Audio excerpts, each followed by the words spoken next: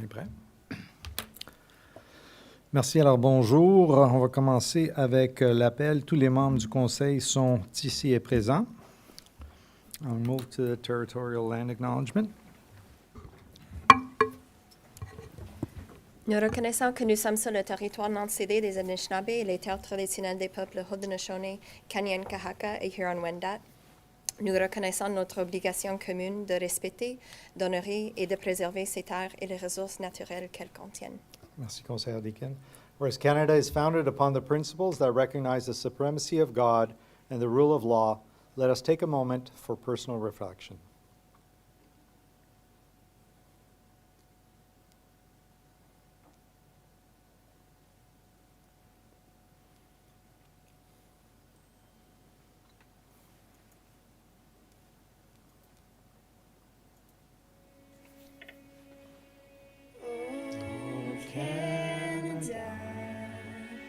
Our home and native land, true patriot love, in all of us command, car ton bras sait porter l'épée, il sait porter la croix.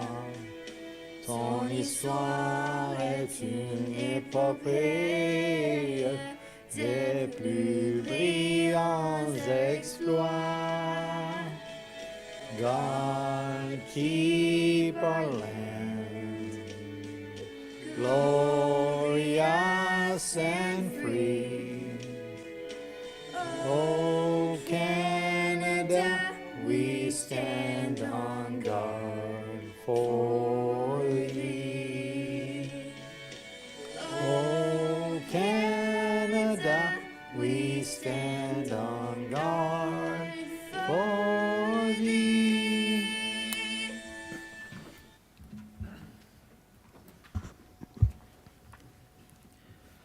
Item numéro 4, adjonction, effacement ou modification pour l'agenda. Seeing none. Item 5. Monsieur le maire? Oui. Pardon, oui. Le troisième item du huis clos, le numéro 22 à 3, le rapport va être verbal au lieu d'être le numéro 16. OK. Alors, je vais juste faire un changement ici sur mes notes. Ça va être verbal. Oui. OK, Merci. merci. Motion to approve the agenda as amended. This is moved by Councillor Armstrong, seconded by Councillor Lalonde. I'll call for the vote. All in favor? And passed. Thank you. Déclaration d'intérêt pécuniaire. N'en voyons pas. On continue.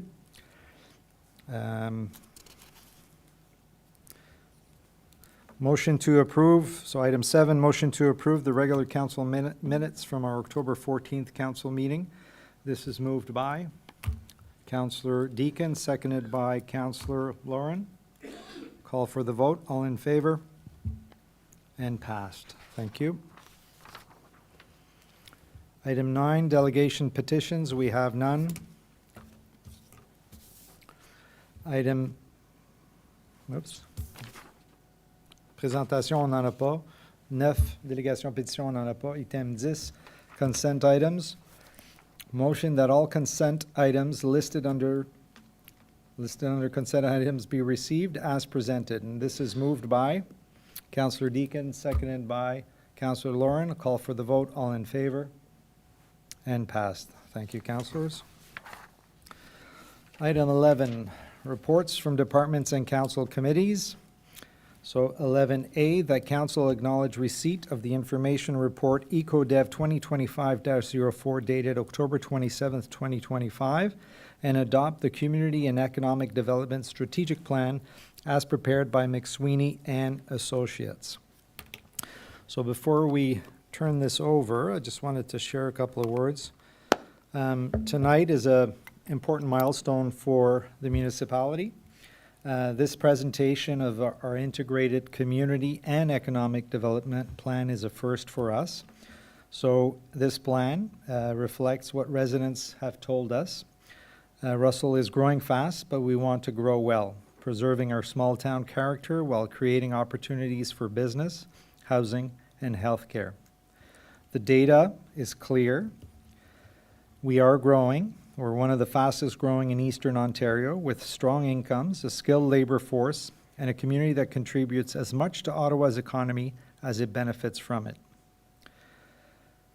What this plan gives us is structure, a 5-year roadmap that balances economic readiness and community livability, and with 35 actions, 6 ready, I believe, to begin in 2026. Monsieur Dagenet?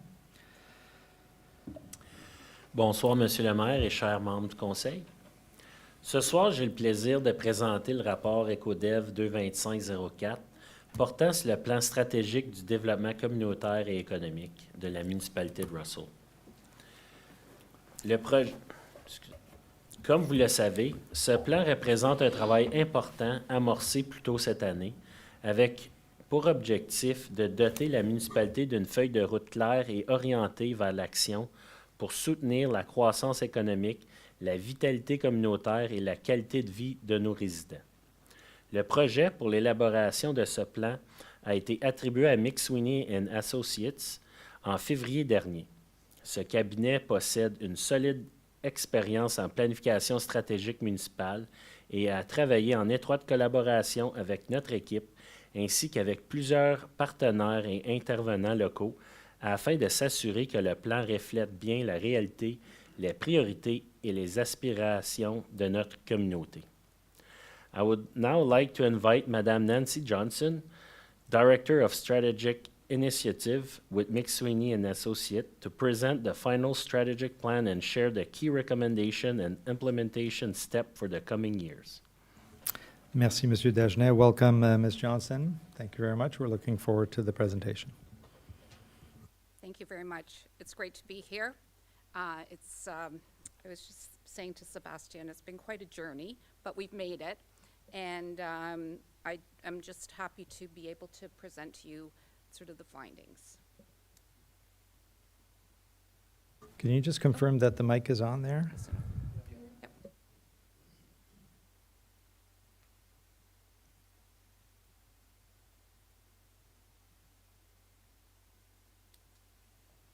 I have to say before we start, it's been a great team that I've worked with Sebastian, Laundry, and Vanessa. They've been really helpful to get this strategy through, and without their help, it wouldn't have happened. So just to start off with, why a strategic plan?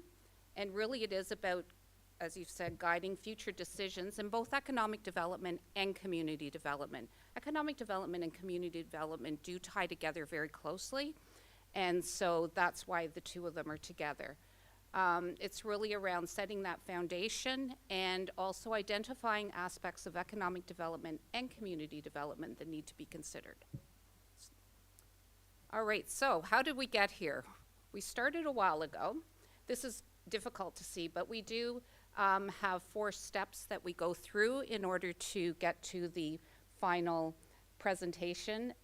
We start with discovering and understanding more about what the community is all about, what it has to offer. The second step is around stakeholder engagement. So we met with a number of people, businesses, and representatives from organizations across the township.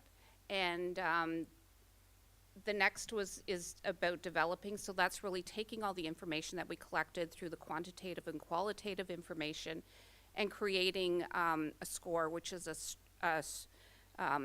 strengths, challenges, opportunities, aspirations, results. We took all that information and then we developed a working session, had people come out, and now we're at the final strategy. Okay.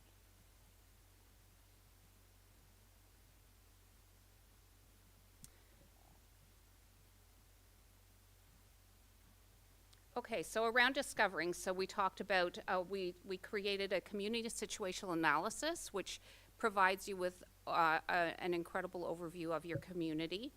We did a document review, and we looked at a number of documents from the township and addressed those. And we also did an informal industrial and employment land review, which really looked closely at what land you have available for industrial land and commercial land. Next.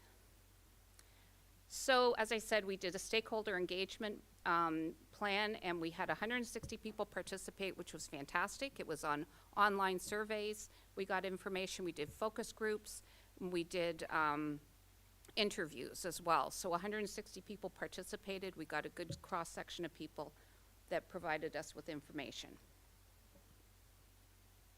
The next was, as I said, strategic development. It was we had a working session. The same people that were involved in the focus groups and the interviews were also invited out to the working session, and that's where we really looked closely at what we found and developed the strategy. So it was a real start towards getting those the actions.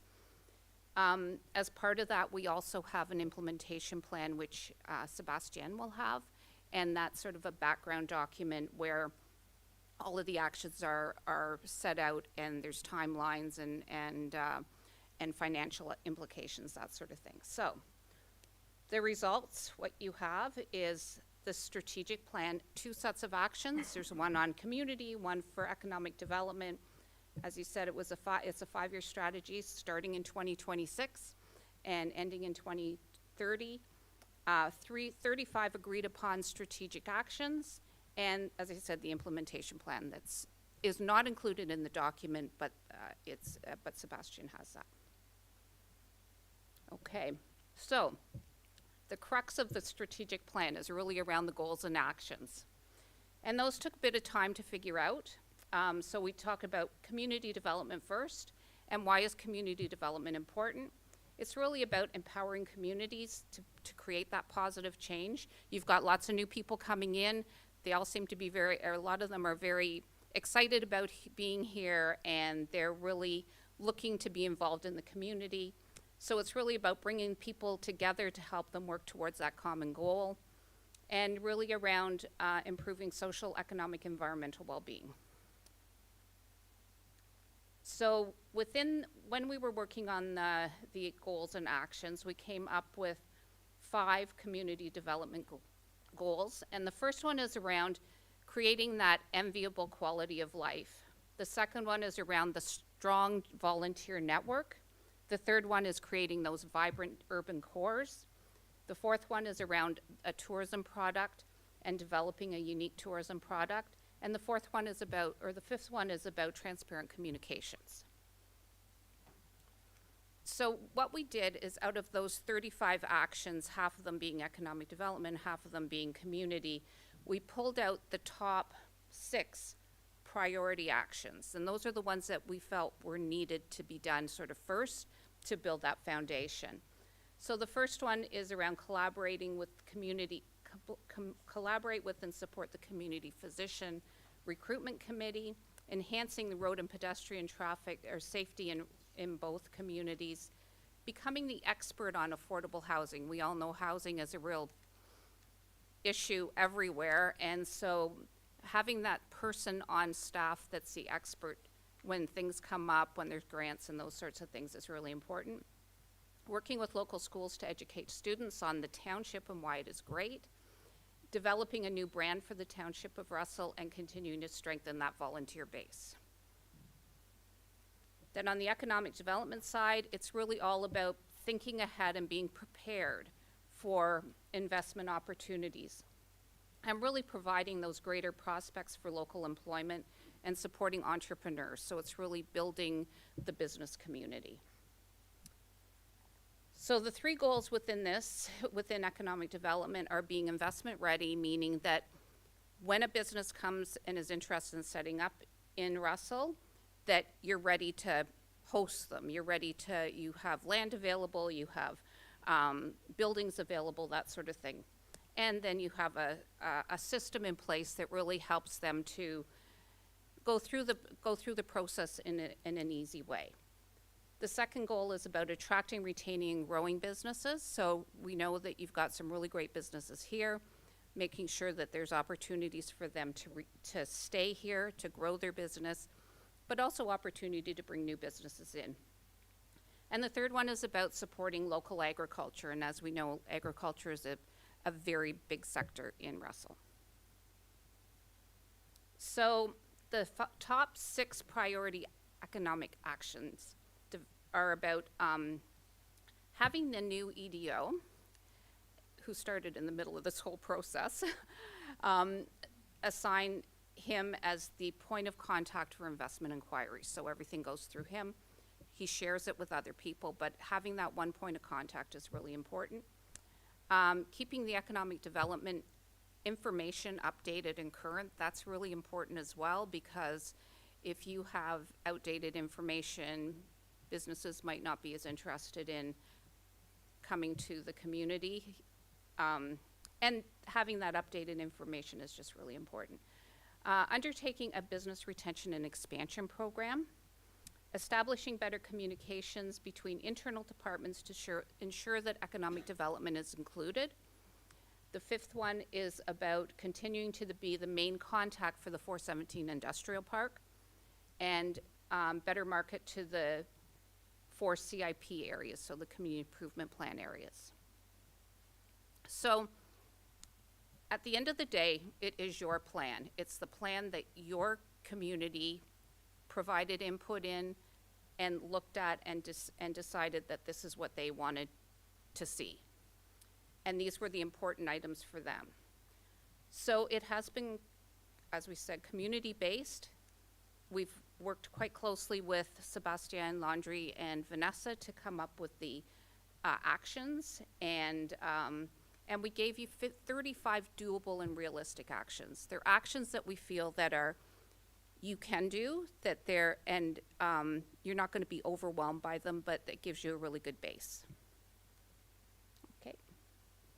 So that's it. Is there any questions at all? Thank you very much, Ms. Johnson. Appreciate the time and work that went into this. I particularly, the plan is great. The situational analysis that comes with it is an excellent tool for us as well in terms of really having a good refresh understanding of our community as it continues to grow. So I thought that was a really nice piece of information to have. The resourcing plan. So my concern, and originally I was going to ask to amend this to include a resourcing implementation plan. But Monsieur Dagenet, correct me if I'm wrong, it is part of it, part of the plan, and we will have that presented to us? Yes, Monsieur le Maire, our goal is to present a report every year to explain you what we have done, what we're planning to do in the upcoming year, and to get also your feedback on where we're at and where we're going. So it's when I see this, it's a 5-year plan. So we don't just want to present you this on year 0 and then come back in 5 years and ask you to, like, we need to renew this plan. So yeah, we'll at least once a year we'll come and we'll let you know, and we'll inform you of what we've done. So just to clarify, are we waiting a year from now to see what we're going to do, or we are going to get something sooner? No, we plan to bring you something early in 26. Okay, early in 26 for the year ahead. Which of these challenges we're going to take on, or the options that we're going to take on? And then in 27, we'll be able to do a recap on 26. We'll show you a recap and then explain you our goal for 27. In terms of our budgeting process that we just went through, I believe that some of these were already accounted for. Is that correct? Yes. Okay, thank you very much. Questions, comments, members of council? Councillor Deakin. I have a few comments, if you'll indulge me. Really enjoyed seeing this come to fruition, and thanks so much for being here. Just passing my thank you along to the presenter. The first thing that I wanted to mention is I'm so glad to see that agriculture is included here in the plan. I did send today to members of staff and council a very practical guide from the Ontario Federation of Agriculture that's specifically intended for municipal councillors and staff. And I shared that with the hope that we can sort of, pun intended, beef up even some of that high-level language regarding to supporting agriculture in our community through practical, tactical strategies. The second one that I wanted to mention, because it's been on my mind a lot lately, I'm approached by a lot of young parents, folks who are looking for childcare in the community, is I'm often noticing at a regional and at a local level that we don't seem to be always quantifying the value of full labor market integration of young parents who are struggling to get childcare, and how in our community I see that there's 10% lower participation of women in our labor market here locally, and I don't think that childcare is always considered in economic planning, but it absolutely unlocks potential of some of the most highly skilled and highly educated people in our community when they're able to work not only in the sector that they're trained for, but potentially at a full-time position rather than part-time. The third comment that I wanted to make was, just to say on that childcare point, because our municipality is a childcare service provider, I would be really interested to see at some point in the future if it's possible to quantify the economic impact of the service provision that the township does to acknowledge that economic link and that economic driver. On the third point, as the mayor was referencing, from the province's mission to build homes faster, the county's growth study, the county's official plan, and recently our own draft official plan here in Russell Township, growth in population and the footprint of our villages is charted for the coming decades. And I want to acknowledge that while some immediately see opportunity in that growth, many do not.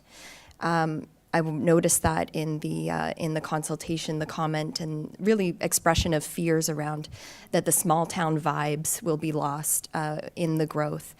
On a personal level, I understand that unease. I mean, my partner and I moved to this community on the outskirts of Embrun so that we could raise our children the way that we ourselves were raised and the values that we were surrounded with, close to a tight-knit and caring community.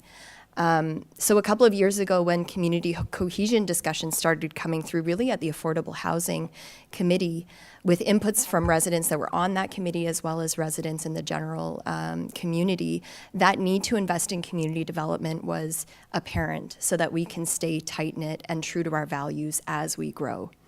This is the situation that we find ourselves in. And so my comment is this on this work. I'm so pleased to see community development as part of this strategy. I see here the effort to achieve exactly that, the support for volunteerism, affordability, local services, expansion, and deeper civic engagement. These are aspects that our local government could and should offer as we grow to keep that community fabric strong for the coming years. So I just want to thank members of public that participated, that expressed those hopes, as well as those concerns around growth. And thanks to the administration for mobilizing these critical supports in the years to come. Thank you, Councillor Deacon. Very well said. Any other comments? Conseiller Lalonde? Yeah, I just want to echo a little about what Councillor Deacon said. It's great to see the inclusion now of community development alongside of economic development, something we worked on, as Councillor said, back with the Affordable Housing Committee. It's some people may not notice it, but just to see those words together for the first time, for me personally, is very exciting for the work that we did, and to see that staff also have embraced the idea of combining the two together. Just maybe to give you a nod on, it wasn't lost on me, one of the comments there on becoming an expert in affordable housing. So I was just mentioning to Sébastien, Monsieur Dagenet, that today we just had our very first meeting of a brand new subcommittee that Valoris is helping to lead. And ourselves at Township, myself and Vanessa Paquette, along with some of the leaders in the region, Alain Lasselle from UCPR, the CAO from Valoris, Bev Ritzma, so on and so forth. This was our very first meeting this morning. And interestingly enough, and for the sake of maybe sharing with council as well, we're the only municipality on that committee. There aren't any other representatives, and it's because it's strongly felt that we have a leg up on the whole game, if I can put it in those terms, on affordable housing. And right out of the gate this morning, it got very dynamic on the subject, and I can tell you they were very appreciative of our township's knowledge and understanding. And some of the very first things we're going to do with this committee are going to, maybe by coincidence or by design, put us in the driver's seat as an expert in this area, in this region, and it was recognized by the other members of the committee. To your point, number 3, we're well on our way to becoming an expert in the good sense of the term. I think someone who can, a group that can help others.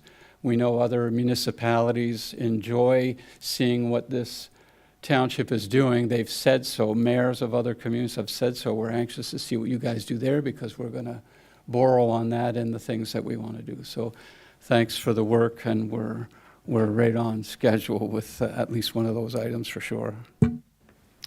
Merci, Conseiller Lalonde. Any other questions or comments from members of council? No? Thank you so much, Ms. Johnson, for all the work that went into this. Monsieur Dagenet, merci beaucoup. Félicitations. Alors, quelque chose à rajouter à ce niveau-là? Monsieur Godin, quelque chose à rajouter? Non? C'est beau. OK. OK, thank you so much. Thank you. Okay, moving to item 11B, zoning bylaw amendment, report PD 2025-19, property known as Sainte-Thérèse Boulevard in Embrun and owned by Tarek Ayoub. This is, I'm not going to read the entire item. It's there and available. J'ai-tu besoin de tout lire?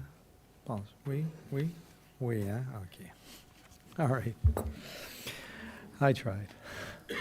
That council receives report PD 2025-19 dated October 27th, 2025, and concur with the planning department to redesignate the subject property from residential 2 zone with exception 1 in brackets R2-1 to residential 3 zone with exception and holding in brackets R3-62-H for the proposed use of a 7-unit stacked townhouse dwelling, and to acknowledge the existing use of 3-unit dwellings, to acknowledge the existing reduced lot frontage as otherwise specified in the existing exception, and a 14-meter interior side yard setback from the south lot line abutting 12 Sainte-Thérèse Boulevard.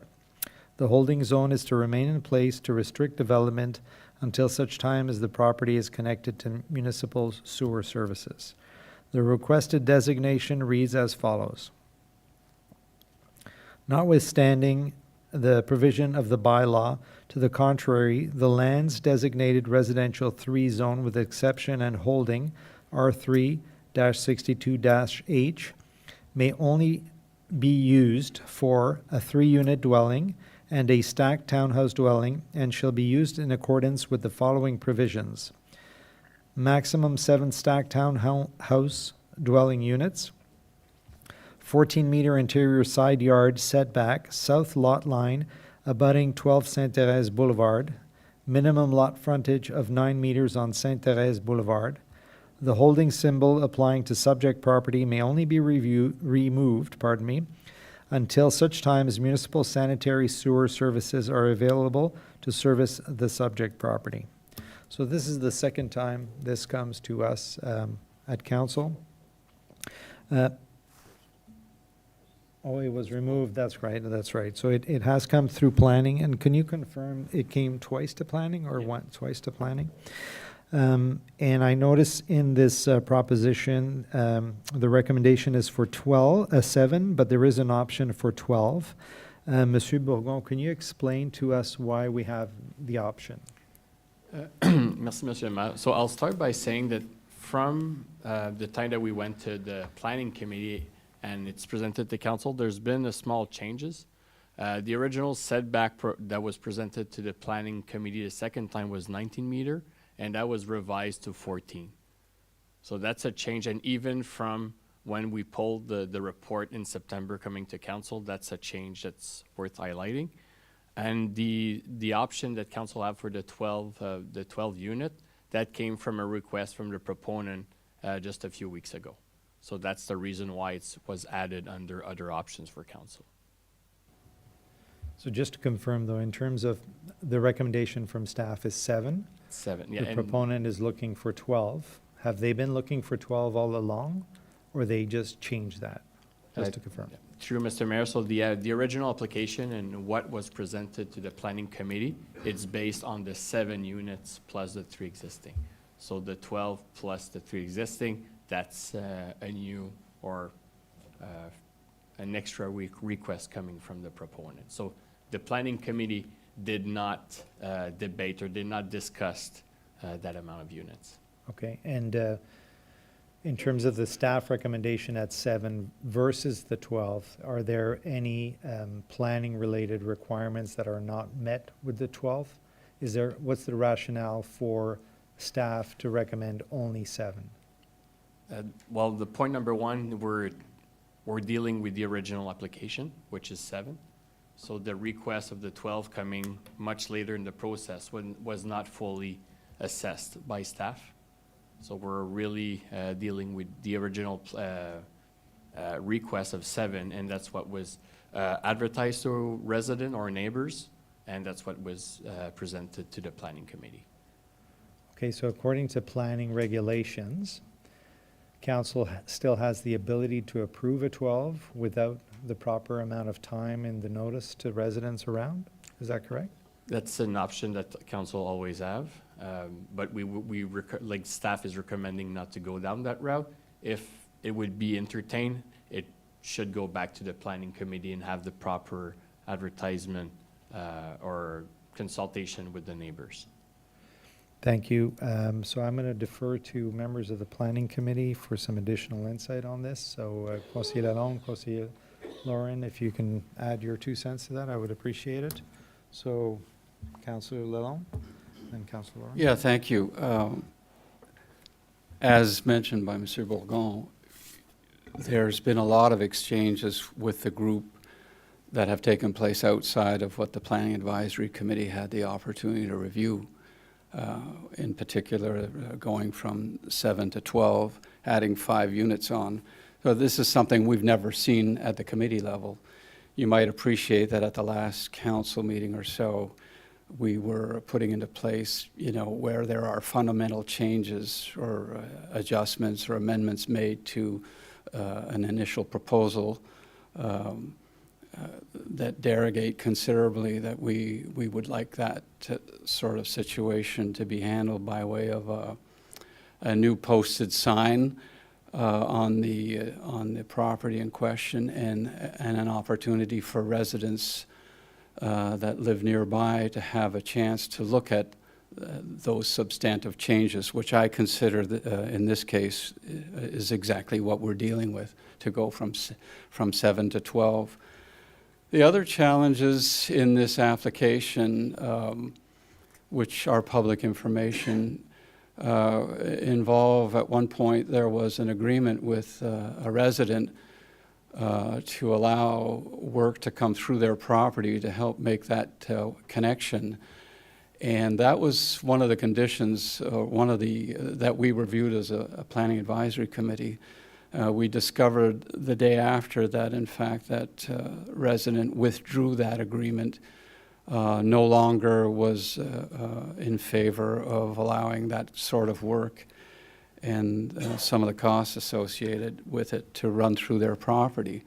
So that changed things as well considerably from what our understanding was.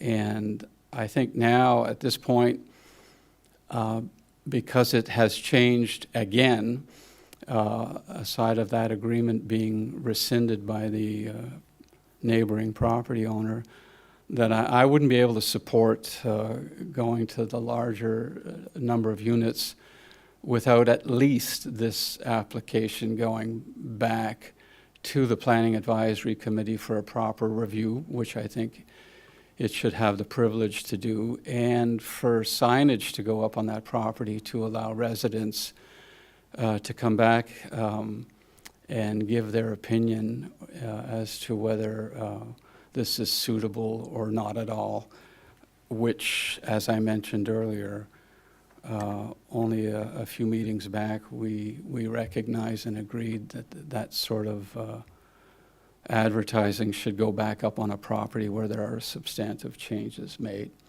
So that would be my view. I could say more on this, but I think I'll leave it at that. But suffice it to say that I think enough changes have taken place here that this should really, in the very least, I would recommend that we approve what it is that administration is recommending tonight. Otherwise, it would be to send the whole thing back with new signage and for another careful review on the part of the Planning Advisory Committee. Thanks. Thank you, Councillor. Councillor Lord? Thank you. So before I make many comments on this, I have a question to Mr. Bourgon. So when it comes to sewer units, and when we do a connection in front of other houses to bring it across, does that impose a cost on each one of those residents that could connect at that point because it's running in front of their house? Does that impose a sewer flat rate cost on those residents? True, Mr. Mayor. So yes, it does. So once, generally speaking, once the construction is completed, we establish a bylaw for cost sharing, and at that point, we'll start billing the flat fees to the affected owners. Okay. Thank you. So that was one of the issues or concerns that I had at the planning committee when under the first go around, for which I voted against the original proposal. When the second proposal came back, and we praised the proponents for bringing it back and working with staff to come back with, a new project or a new view of the project, and the fact that they had gotten an agreement with the neighbor to come through their property and easement, so it wasn't going in front of others to then impose additional costs on those families. That's when we said, okay, that's great. Since then, no agreement for connection or for an easement, reduction of setback from 19 meters to 14 meters, and an upgrade from 7 units to 12 units.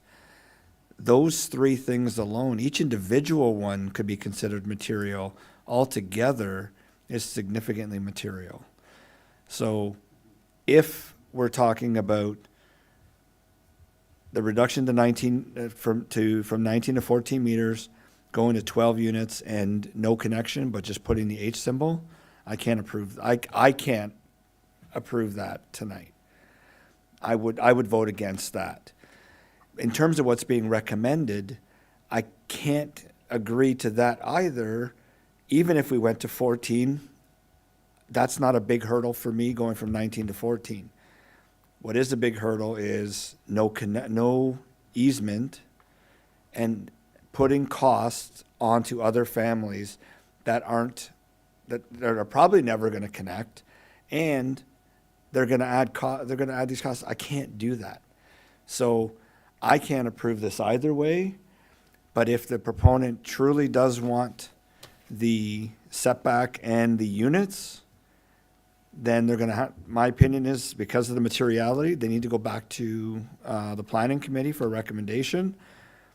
But at this table, unless they have an easement, I can't approve regardless of what comes back to us. Thank you, Councillor Lauren. Any other questions or comments, members of council? Councillor Armstrong. I'm generally in agreement with Councillor Lalonde.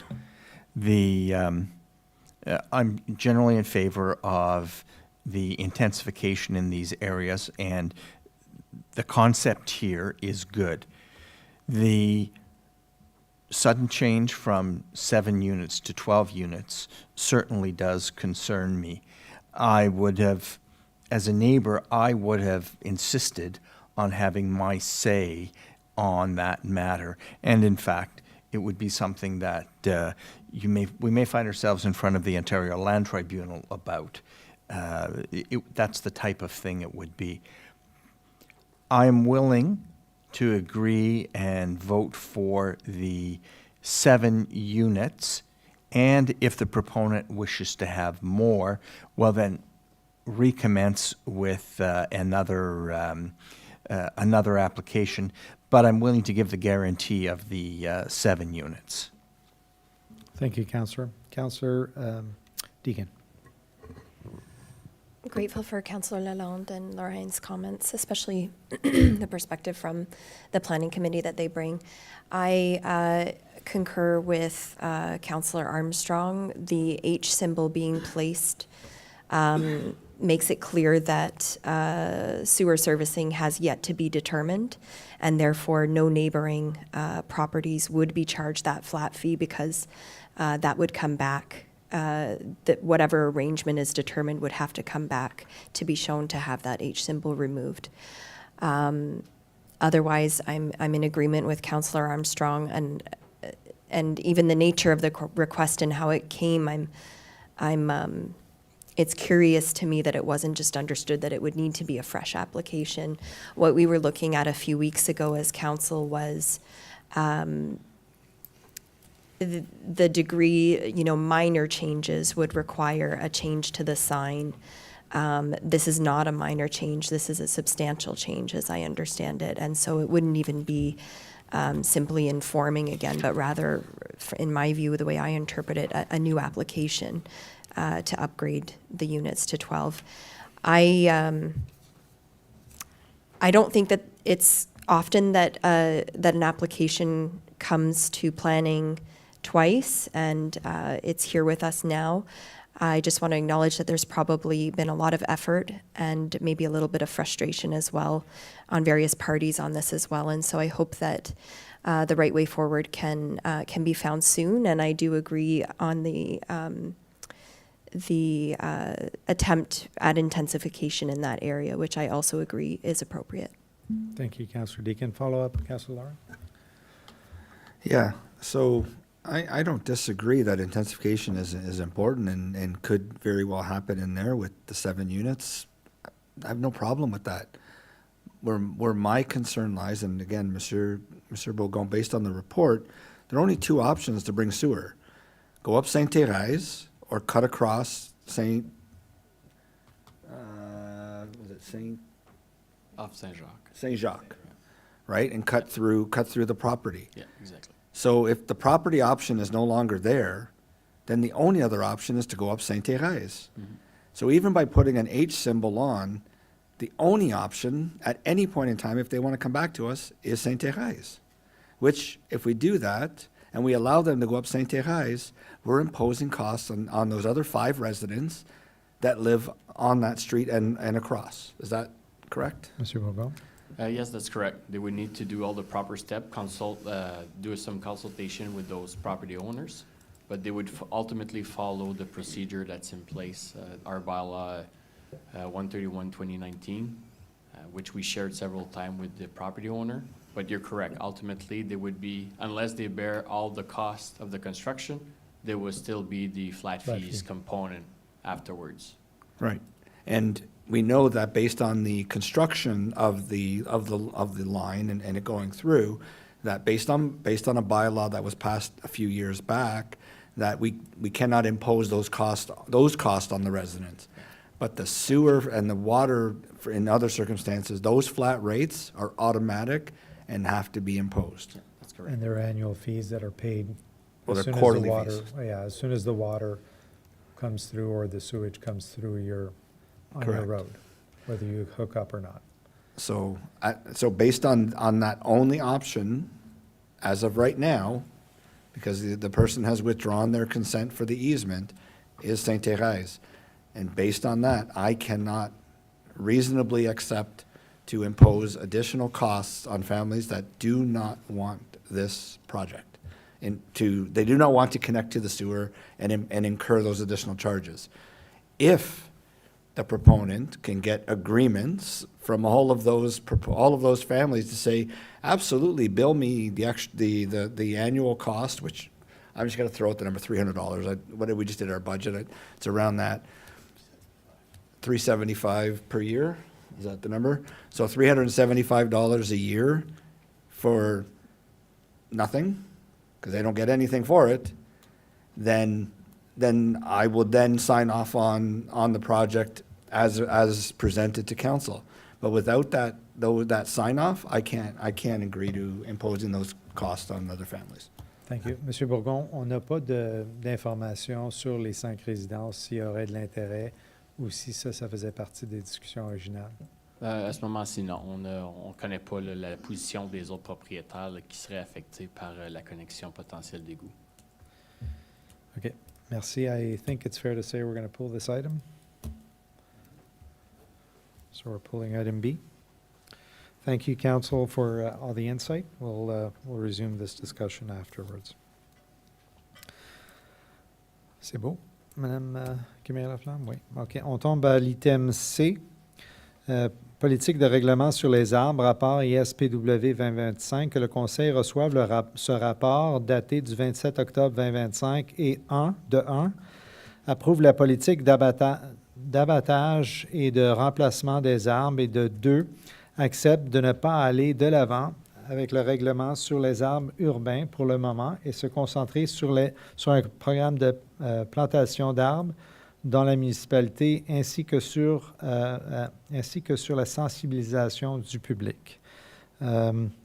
Monsieur Bourgon, quelque chose à rajouter?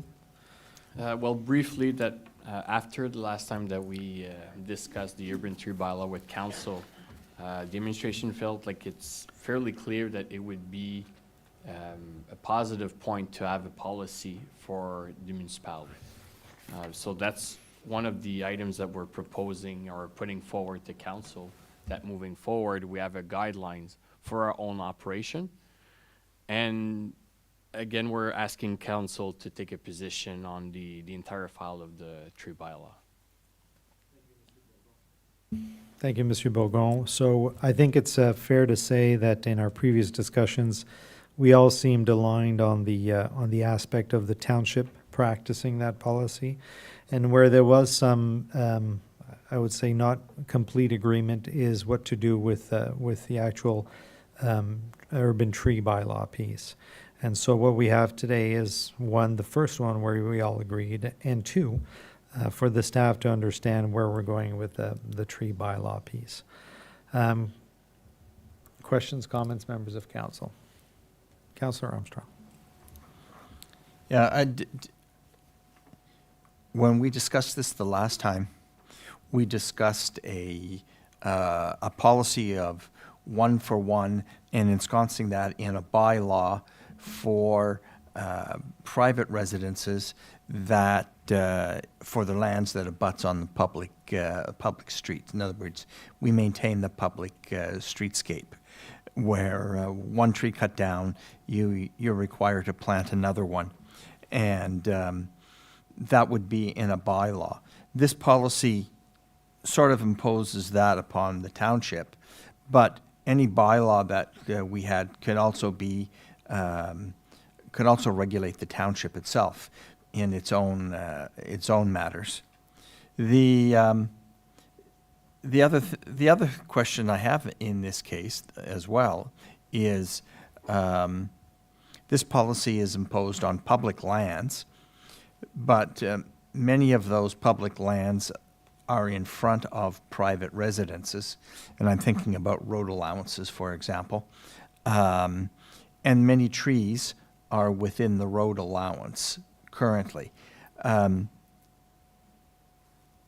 Could a private resident remove a tree on the road within the road allowance?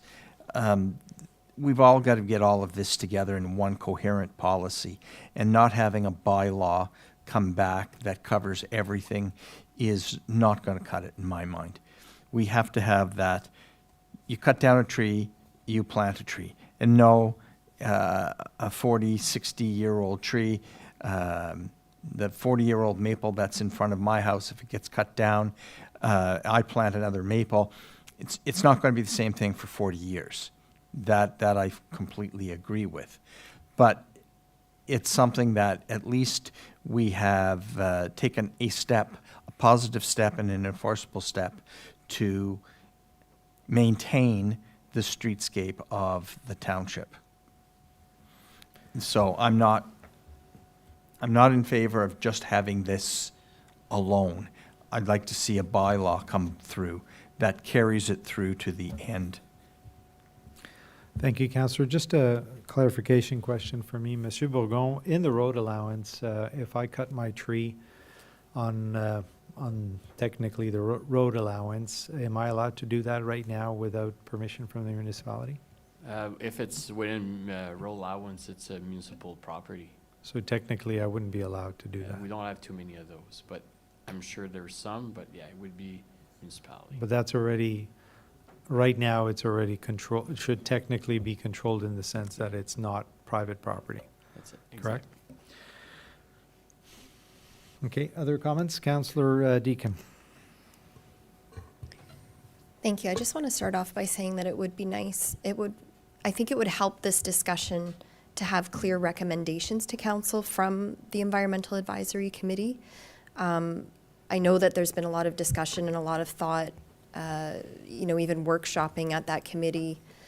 But when it comes down to voting at a committee, that can really bring a lot of clarity to the discussion and the direction. And while there's anecdotes about committee discussions in these reports, I'm not seeing clear direction from the committee, which I think is making these conversations more difficult, because it's kind of do they, don't they, what really is the will of that committee. And they're thinking about it more than anyone at this table, I'm sure, being volunteers who are investing their time into this issue.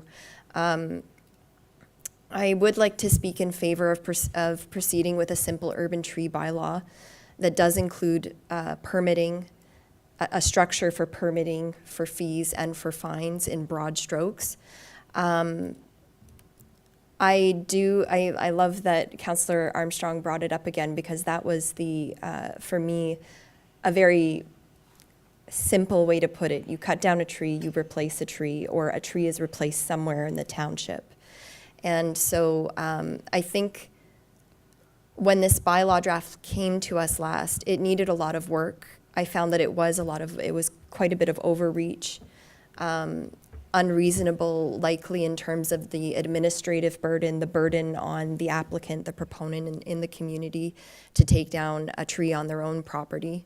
And so with Councillor Armstrong bringing that spirit to simplify it, I'd like to make very clear at the table tonight where I'm at with this. So this will just take a little bit of time. If you cut a tree, you replace it. So number one, your local government is not going to tell you that you have to have trees on your property. Your local government is not going to tell you that you cannot remove a tree on your own private property, so long as you engage with the permitting process. You pay a fee to get a permit. You will not be told that you cannot cut down your own tree. Number two, if you replace the tree within 1 year, your permit fee will be reimbursed to you. If you choose not to replace the tree, your permit fee will be retained and will go towards supporting the urban tree canopy in other ways through township programs. This is similar to other municipalities in our province, and I'll mention them. Number three, if you fail to get your permit before taking down the tree on your own property, you will be fined, as you were acting outside of the permitting process. To be clear, this approach, in my view, is not a government cash grab. This is not infringement on property rights. You do what you want with your trees. As many residents have shared with me their concerns about developers removing trees, this simple approach would include any property owners acting to remove trees outside of an approved site plan. And what about the revenues? There's different models of ways to mobilize those revenues to meet that goal of maintaining and expanding urban tree canopy. You could put those fees from the permits and the fines that are retained towards township planting trees on public property, or towards developing a tree program similar to that in Ottawa. They have a Plant Your Neighborhood program that specifically targets neighborhoods that are barren of trees, so that owners in those neighborhoods who would like trees on their property could benefit from that funding program to help replace tree canopy that's been lost in their neighborhoods. As I mentioned, several municipalities in Ontario have tree permit frameworks that tie replacement planting to a fee deposit outcome. Burlington, Mississauga, Niagara-on-the-Lake, and Peterborough are all examples. And in terms of amounts, measurement thresholds, acceptable replacement species, I would keep it as simple as possible, with a focus on not causing undue burden on property owners, with large numbers of afflicted ash trees, of course, and to encourage replacement with native and climate resilient species. So again, I can't say this enough. You want to cut a tree down on your property, so long as it's on your property, it's a yes. Engage with the permitting process that ensures that this public good can benefit the community for decades to come. Rant over. Thank you, Councillor. Conseiller Lalonde. Yeah, so I concur with Councillor Deacon's more simplified take on this. I had submitted thoughts along those lines some time ago in writing in an email, and it was essentially the cut a tree, replace a tree, a permit to do so. So I'm very much aligned with that approach. I was struggling with the idea of, well, not struggling, just maybe erring on the side of referring to developers in terms of them being included in this. But in some further discussion, it was mentioned that, you know, if you just refer to them as the property owner, that takes care of it nicely, whether you're planning to develop it shortly or not. In the earlier term, in the early going, you are a property owner. So this applies to all property owners, and that would necessarily include some who are speculating, who may be developers but haven't developed anything yet, but they are still a property owner. So that means if they go in and they start clear cutting as a property owner, they have to respond to this policy as well. And I think that's fair and appropriate. I'd like to see, as I look at what's been happening of late with apartment building development, I've been a little shocked and disappointed in the barren look of, in terms of their commitment to treescaping and landscaping. I want to hope that that doesn't continue because it's not looking good in its current form. We have some other apartment building complexes that have done a much nicer job of that. I think that could probably be addressed in township's own policy because it would apply or find its way down into the planning department where they might have a more robust, if they aren't already working on it, landscape requirement in their site plan review process. I think it can be handled there. But as for the bylaw proposal that Councillor Deacon is referring to, I would very much support that myself as well. Thanks. Thank you, Councillor. Councillor Lauren. I'll also, and this is that until I see what it all looks like on paper, I'm going to refrain from comments to what should or should not be involved in it. Thank you, Councillor. Councillor Armstrong, can I just ask if you can just perhaps elaborate on what have been some of the discussions around this proposal at the Environmental Committee? Yeah, remember the Environmental Committee had looked at the extensive bylaw, the one that we essentially rejected 6 months ago? In the spring, I think, about. And the Environmental Committee has not looked at any major discussion on what the substance of a replacement bylaw would be until that time. We were waiting for the staff proposal to come back as to what they thought about the direction that we as council gave about 6 months ago when we rejected the major bylaw. Thank you, Councillor. So this proposal, as it's presented here, was not reviewed by the committee? It was not. Okay. Mr. Bourgon, anything to add in terms of where we're at here? I'm going to be probably asking to remove this item and likely will be deferred with, I think, much clearer direction, I would like to say. in terms of seeing an agreement along the lines of at least 3 members of council here. So, thoughts? And I'll get back. Well, I was going just to add the conversation at the committee, like Councillor Armstrong mentioned, they fully support the first version. When we came to council, direction was to us clear, but not really clear. So that's why we went forward with the policy for the municipality itself and asking further direction tonight, basically. Yeah, I don't Okay. have any more comment. Okay, Councillor Deacon? In the way that the recommendation reads, I will be proposing an amendment rather than a deferral. Thank you. Councillor Armstrong? Yeah, I'm willing to accept the policy as it's here, but the point where it says, except not to move forward with the urban tree bylaw, that I would amend. Okay, thank you. I think it's fair to say that we're pulling this item. We'll pull item C and come back to it and discuss either deferral or amendments at that time. Thank you. All right, moving to item D. That council receive report ISPW 2025-25 dated October 27th, 2025, and approve the proposed bylaw to close sidewalks temporarily during the winter months. More specifically, the pedestrian crossing at Limoges Road and Route 300 roundabout, the Valoris Street from Nature Trail to 118 meters south. 3, the pedestrian crossing at Saint-Pierre and Saint-Guillaume Road roundabout, the pedestrian crossing at Saint-Guillaume Road and Notre-Dame Street roundabout, and the pedestrian crossing at County Road 3, Notre-Dame Street, and County Road 5, Limoges Road roundabout. Monsieur Bourgon, anything to add on this? That's an item that will be coming to council yearly, as it was last fall.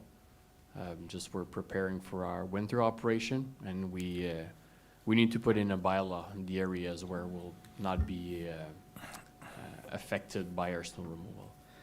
Merci beaucoup. Question, commentaire, membres du Conseil? Councillor Armstrong?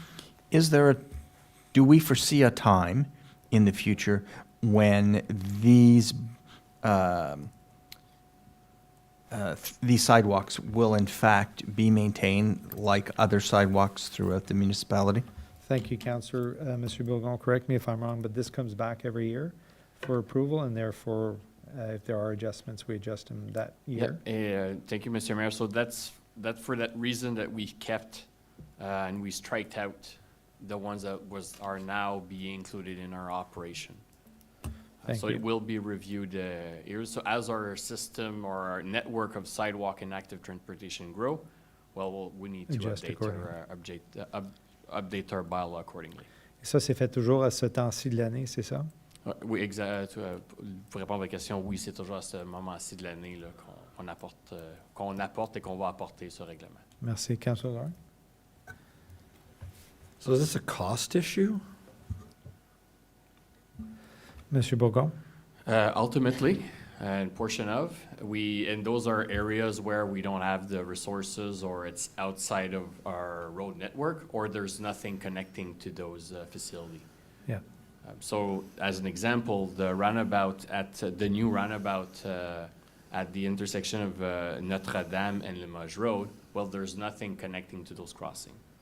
So that's the reason why they're not maintained in wintertime. Yeah, so the crossings are part of the design, but in this case, they're not set to be used. And yeah, exactly, and that's a practice that we see across Ontario. Okay, thank you. Councillor Deacon?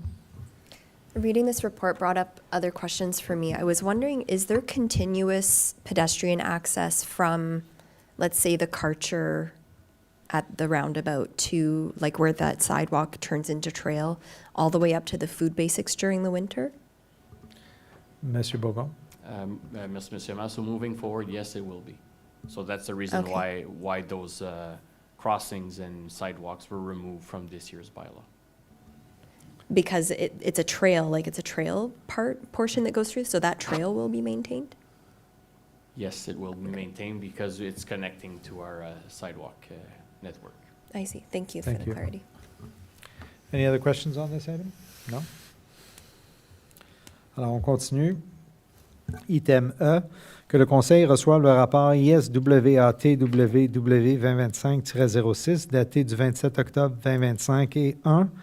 Approuve la proposition de prolonger le réseau d'aqueducs et d'égouts jusqu'à la propriété du promoteur et à ses propres faits, et de 2, autorise le directeur exécutif du service d'urbaniste et d'infrastructure à signer l'accord avec le promoteur. Quelque chose à rajouter, M. Bourgon? Simplement que cette proposition est déjà venue au Conseil. Et le Conseil avait demandé à l'applicant de revoir ou de consulter, d'avoir un accord avec les voisins. Depuis, il a changé l'ampleur de ses travaux. Donc, c'est seulement sa propre propriété qui est affectée par le projet. Merci. Questions, commentaires, membres du Conseil? On continue. Item F, that Council receive report PIC 2025-23A dated October 27th and approve, as recommended in this report, the Screening and Hearing Officer bylaw. Madame Bourdeau, thank you for indulging Council on the deferral and getting us this additional information.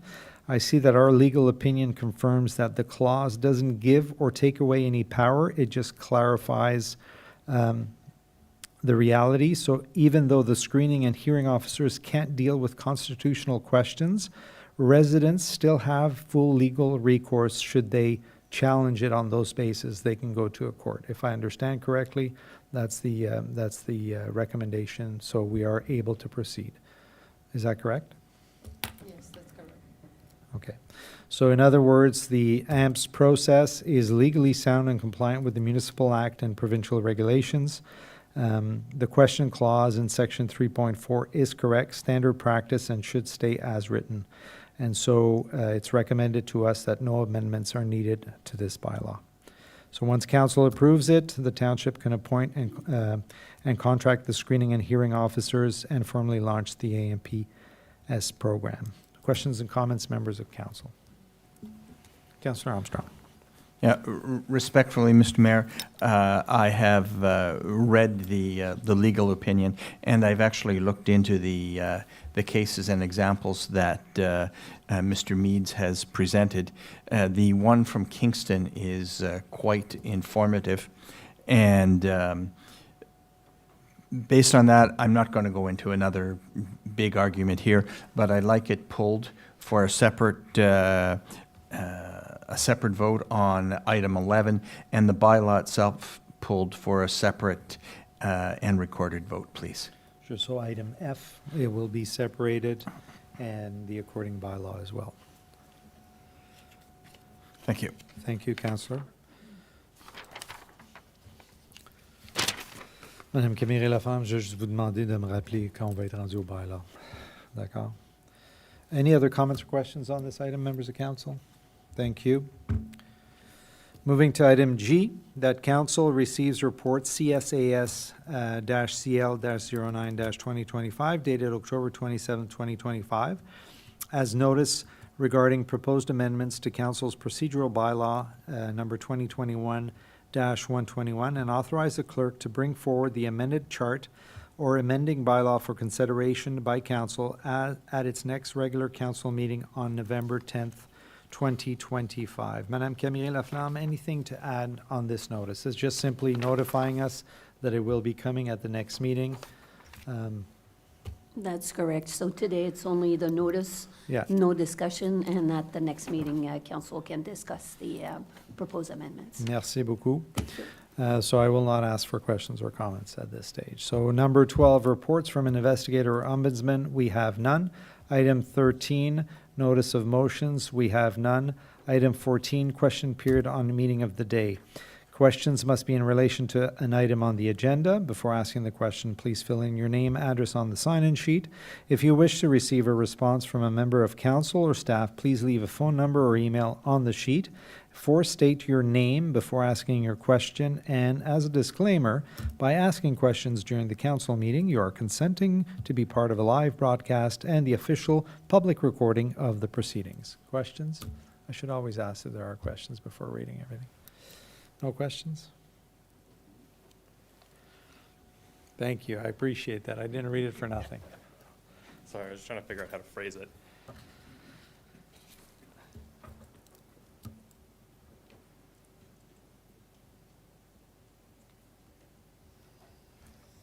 With regards So I just for public record, if Julian Hunt. Thank you.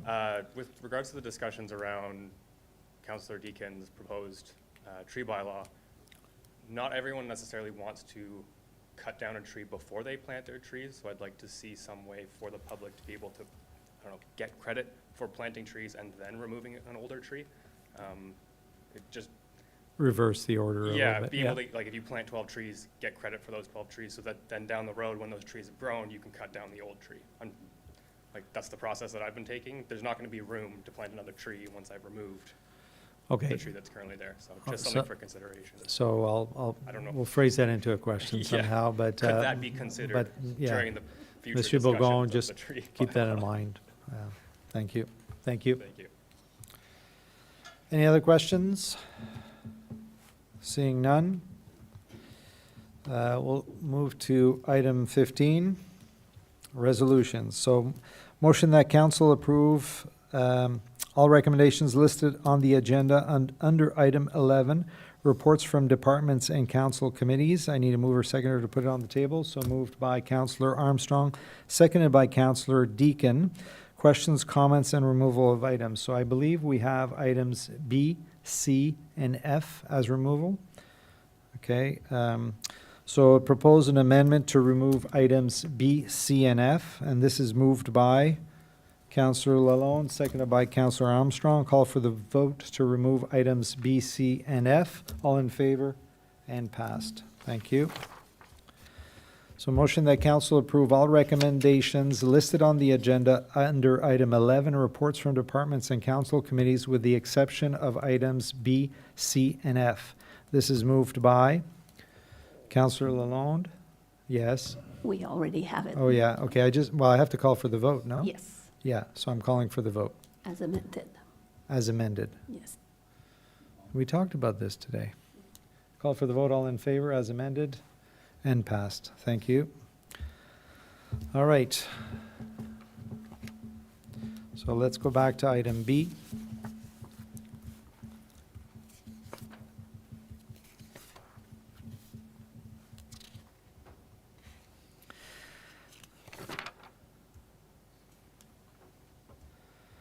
All right, that council, so item B, zoning bylaw amendment report PD 2025-19. Il faut que je relise tout, hein?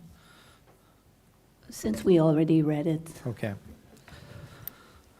All right, so item B is on the table. Questions, comments, amendments? No, I have to move to put it on the table. Moved by Councillor Lawrence, seconded by Councillor Armstrong. Call for the vote to put on the table, or? No, it's on the table. Yeah, mover, seconder to put on the table. It's on the table, so questions, comments, amendments on the item. Councillor Lalonde? Yeah, I just want to add a couple things. One is that I understand where my colleague on council is coming from, Councillor Lauren, on the potential for a flat fee to be charged to the neighbors as this piping goes up in front of their houses. And I have mixed emotions on that, because I know that in some cases people have had these things in front of their homes on other streets and other parts of the township, have had to pay and haven't had the need of it, or hadn't had the need of it for years. I know some of late, though, that have gone ahead and made the connection because they're in the case of septic, was up for replacement and made the choice instead to connect to sewer, which was lucky for them that they had that option to make the connection, because it's actually saving them tens of thousands of dollars as opposed to a septic system renewal, which is 40 to 50,000. So I understand where Councillor Lauren's coming from, and the fact that that neighbor was in and then withdrew their agreement for that to come across their property is an issue here. But I think with sticking to the 7 units, and the opportunity that down the road that connection can be made, and the value that can bring to a household, never mind the resale value when you're getting ready to sell if you have to, and you're able to point to the fact that you have the connection out in front of your street, you just haven't used it yet, it can be a pretty enticing feature for a prospective home buyer. So for those reasons, I'm willing to support the 7 unit with the adjustments that were made. That being said, I'm not sure if we'll be done with this tonight, even if we do decide to pass it that way. This thing has been morphing into different shapes and sizes since we got started, and not convinced that we're necessarily done with it all tonight, and I don't know if they're going to be agreeable to this kind of a decision anyway, but I would support it nonetheless. Thank you. So you're supporting as presented here, is that correct? Okay, thank you. Councillor Lauren? Yeah, I have a question for Mr. Bogon. Monsieur? So, something I probably should have asked before, but I didn't. The construction cost, assuming the cost, I'm just gonna throw a number because I don't know what it is, $1 million to bring that sewer line in front and bring it over. The proponent pays that cost, I'm assuming, but then isn't there an agreement in place where the township has to take on some of that responsibility until the others connect, if they ever connect, because we no longer force them to connect? Whereas in the past, when we did this, we would force everyone to connect and pay, or force everyone to pay their fair share. Now, with that previous bylaw, we don't force them to do that, but we hold that responsibility, do we not? Mr. Bogon? Mr. Mayor, so in this case, since it's on for, like, the proponent wants to proceed on his own, so he would support the entirety of the costs, and he could then ask the municipality to pass a bylaw that if and only those people connect, they could be charged their portion, or could take the decision to pay the entirety of the construction costs. Yeah, so Councillor Lauren, our So policy is based on having a certain percentage of people on that street that we're connecting to move forward with 60%, thank you, to move forward with the project. And in this case, we don't have 60%, and so that's why the proponent is being responsible to pay for the entire amount, and perhaps there's an opportunity for that proponent to get some money back down the road. Yeah, exactly, and we have those type of agreements elsewhere where a developer pay 100% of the construction costs, and if people connect in that first 15 years of the agreement, would reimburse the portion. But if nobody connects during that time frame of the bylaw, so that proponent or that property owner would end up paying 100% of the construction cost. So then, Mr. Mayor? Yeah. So then to actually connect, if somebody decided to sell their house and connect, then we would be there, so they would have the actual flat rate that had been charged year over year. They would then have the connection fee from the road to their property and the potential for the construction cost that they might have no knowledge of if they bought that house secondly, because there wouldn't be a lien on it, right? So now there's the ability to connect, I'm paying for it. Oh, at the last second, by the way, you also have to pay your portion of the construction cost, which is the equivalent of $100,000. I'm just throwing out a number, right? So there's these additional costs that are imposed unless the proponent is willing to pay 100% of those costs and not bear the construction cost on the residents. I can't see a reason why we would approve that. Mr. Bourgault? So if there's a split established for the construction and a bylaw's passed, at that point, everybody would be aware and would know that there's that cost or that connection fee if they would like to move forward. We had those at several locations in the municipality, but typically with developer, those agreements have an expiry date as well. Councillor Armstrong? I'm sorry, do you have a follow-up? Just Go a ahead. quick follow-up to that, if you don't mind, thank you. Do we have that agreement in place yet? Through Mr. Mr. Mayor, Waldo? no. Okay. And that's the main reason why, well, it's the reason why the holding was proposing the zoning tonight. If such a bylaw is passed, is it registered on title of the property? So if there is a sale, a subsequent purchaser is or should be reasonably aware that such a condition is attached to the property? Mr. Bourgault? That's a good question. I'm not 100% sure, but I know that we do receive those inquiries several by lawyers when they're looking into properties, since it's passed on by law at the municipality level. Thank you. Councillor Deakin, pardon me. Similar to Conseiller Lalonde, I would support moving forward with what is in front of us in terms of the 7 units with the H symbol. I do appreciate the amount of conversation, though, that seems to be circling around bylaw 2019-131. And it's not for me to be looking into how those services could one day be brought to that property tonight. Tonight, I'm looking at 7 units with a holding symbol until they figure it out. And for that reason, I'm supportive of how it is as is. That said, looking at 2019-131 bylaw, I would not support a flat fee being forced on anyone who doesn't want to connect. And if that's the case, then I would propose that we look at that bylaw again as a council. Because it seems that there are aspects of that bylaw coming into this conversation as a case where perhaps what's reflected in the bylaw doesn't reflect the will of council.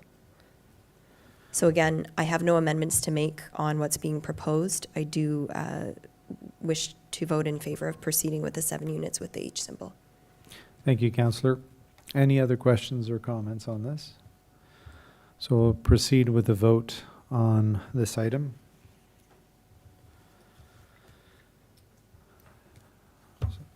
So est-ce que je dois le lire ou je peux juste dire as presented, call for the vote? So call for the vote, all in favor? And passed. Against? Sorry. Thank you, and passed. All right, so that's item B. Moving to item C.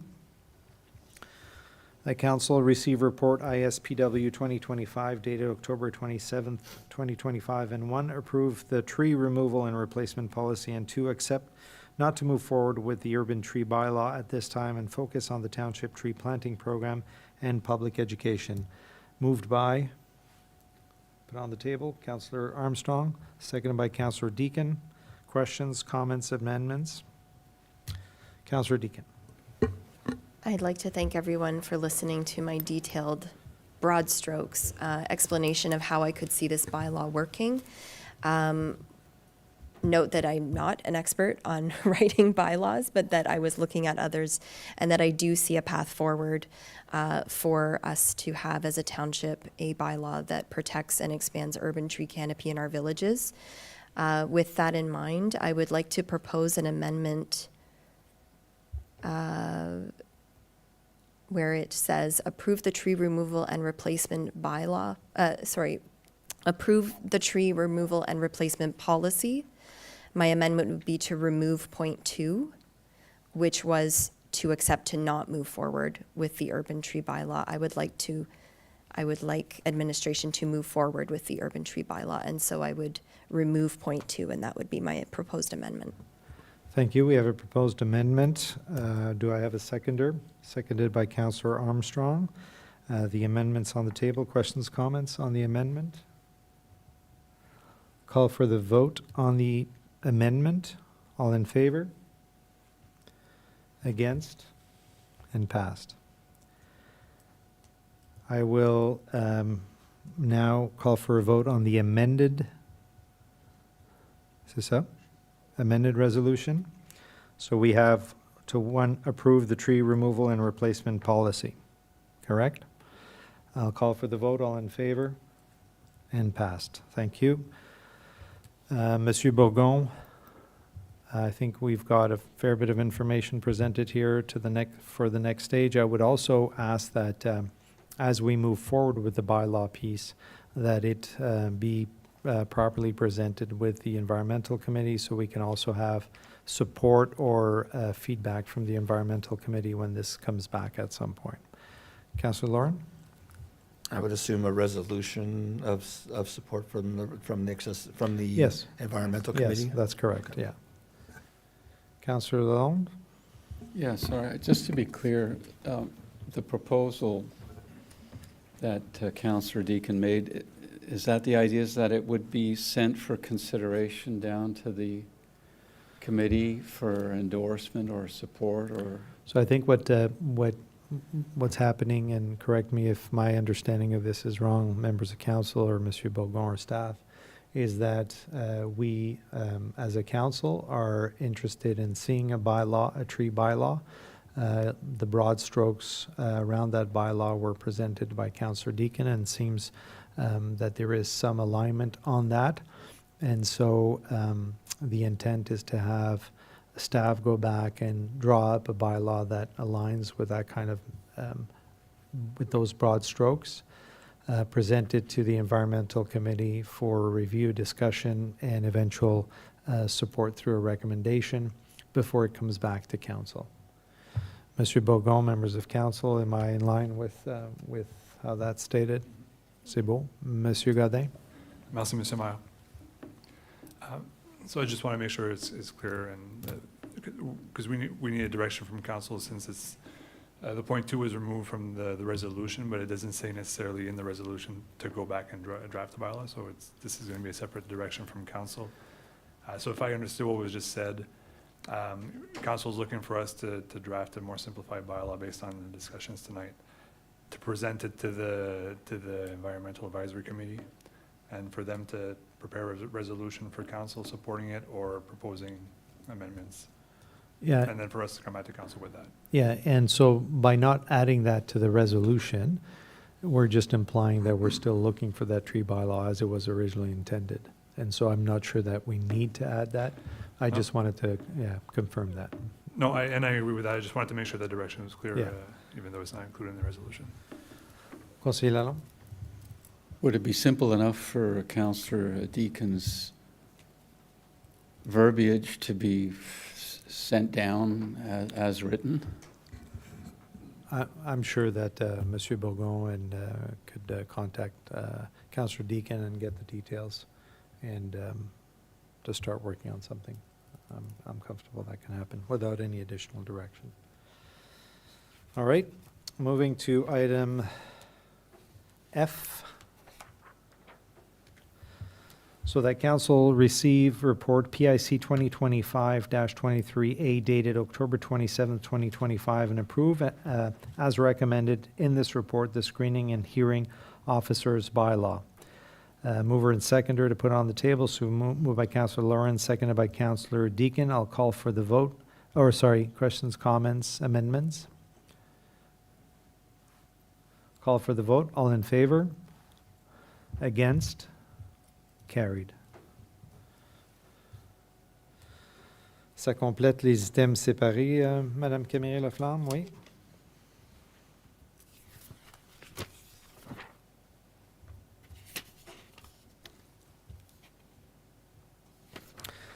Alors, à l'item 16, il faut enlever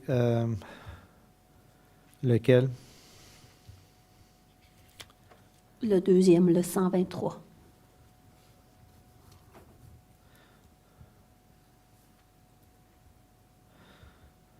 OK, j'ai besoin d'un vote pour le séparer ou je fais juste pas le dire? Oui, fait qu'on le met sur la table, puis OK. ensuite un amendment to. Sure. Motion that council approve bylaws 2025-105, 2025-123 and 2025-128 inclusively for first, second, and third reading as listed on the agenda. Moved by Councillor Lauren, seconded by Councillor Deakin. On the table, we have a request to remove item 2025-123 bylaw. I'll call for the vote to remove. We'll need a Mover, mover and sorry. seconder for Yeah, the move. amendment. Moved by Councillor Lalonde, seconded by Councillor Deakin. Call for the vote to remove the item. All in favor? Against? Passed. All right, motion, I'll call for the vote for the remaining bylaws. Do I need to list them again? No. All right, call for the vote. All in favor for the remaining bylaws? And passed. Thank you. Item 17, new business reports, we have none. 18.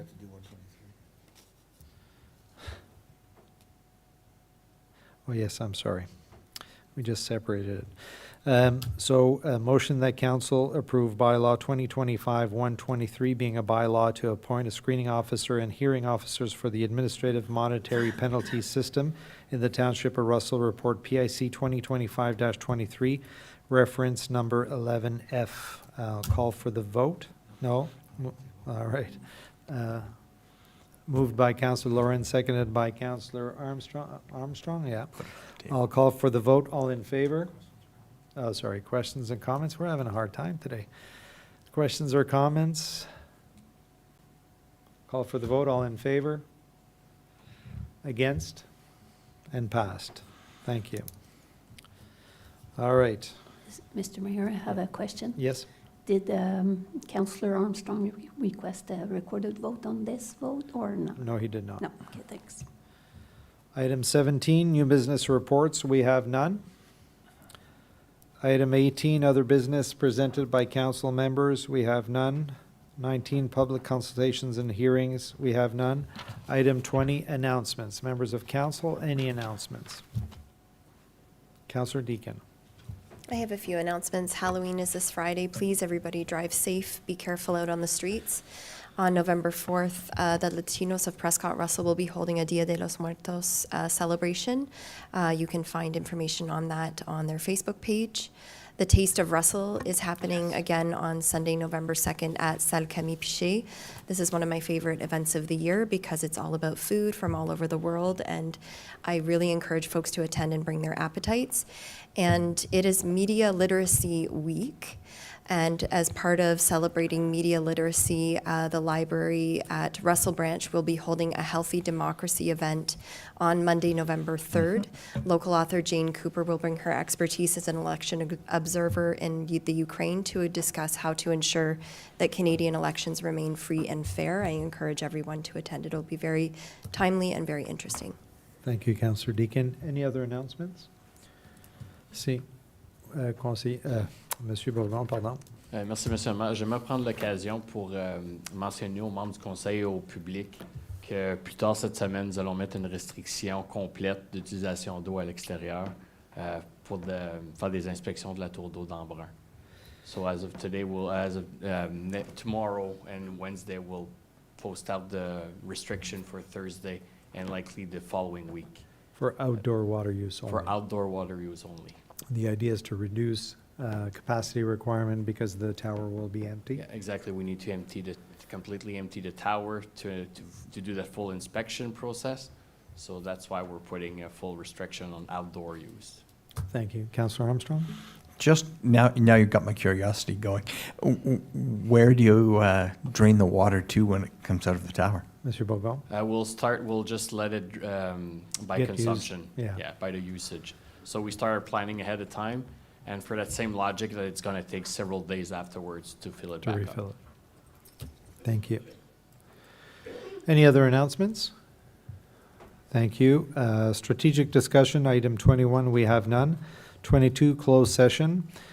Pursuant to section 239(2), 3, and 3.1 of the Municipal Act 2001, SO 2001, Chapter 25, motion to move into closed meeting at the hour of 7:35 to address matters pertaining to Section 239 of the Municipal Act 2001, SO 2001, Chapter 25, to consider matters referring to 1, Agreement Extension Request Report CS 2025-14, S2K, a position plan, procedure, criteria, or instruction to be applied to any negotiations carried on or to be carried on or on behalf of the municipality or local board.